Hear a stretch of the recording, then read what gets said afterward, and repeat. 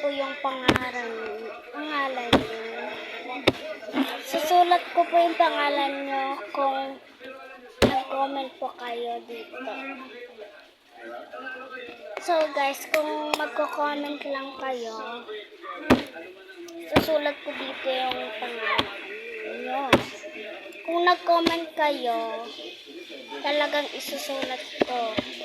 Kanari, boy. Kanari, yung pangalan niyo, boy, isusulat ko. Kanari, girl, ang pangalan niyo, girl. Ganun lang yun, guys. So, ito, guys. Dito niyo po isusulat pangalan niyo. Yan po.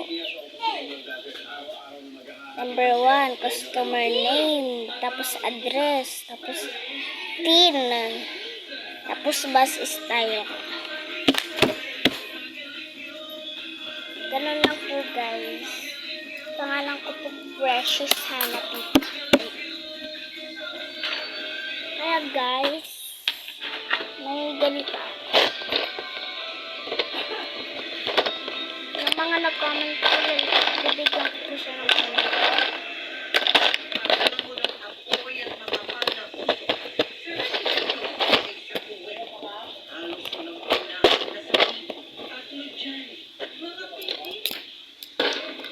Yan guys.